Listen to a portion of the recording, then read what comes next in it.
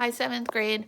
So I just saw that I wanted to go over one other thing with you that is on your extra practice and may also be on your homework. I just want to make sure that you're comfortable with this. So on the extra practice, there's a dot plot given. This isn't it, but I just made one up where the data is not listed at the top. So I just wanted to go over how you would answer those questions without the data being listed and only a dot plot was displayed. So we'd be looking for our central tendencies. So the first one we could explore would be the mode.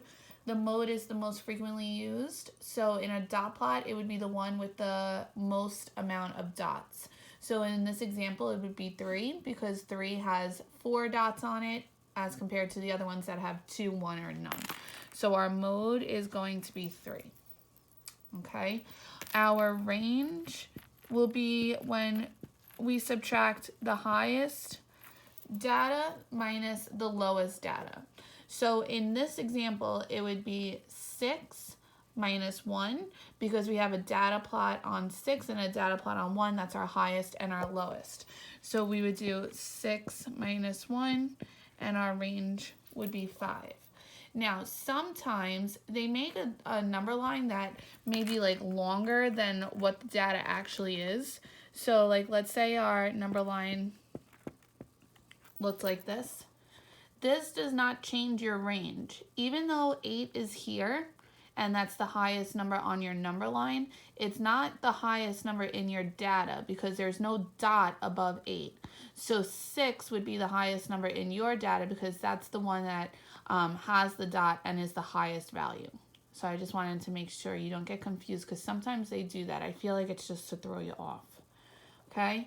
To find the mean, that's when you add up all the numbers and then divide by the amount of numbers you have in your data. So to do this, you go one by one through your dots to add them up, okay? So this would be a value of 1 and this would be a value of 1. So we have 2 1s, so it would be 1 plus 1. Here we have 1 dot on 2, so it would be plus 1, 2. We have 4 dots on 3, so it would be plus 3, plus 3, plus 3, plus 3. And then we have 2 dots on 4, so plus 4, plus 4. And then we have 1 dot left on 6, so plus 6. Okay, so in our mean, we always add up all the numbers. So this sum would equal 30. And then we divide by the amount of numbers we have. So let's say we have 1, 2, 3, 4, 5, 6, 7, 8, 9, 10. You could also make sure you added all your numbers by checking to make sure you have the same number of dots. So 1, 2, 3, 4, 5, 6, 7, 8, 9, 10. So yes, so we're going to take our sum of 30 and divide it by 10, and that will give us a mean of 3. Okay? So that's our final answer for that. And then for the median, you're going to do that thing I showed you in our previous video. For the median, I'll put that up here. Median is your middle number.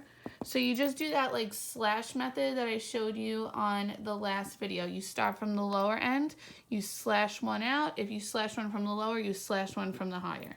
And then you just keep going back and forth. Slash, slash, slash, slash.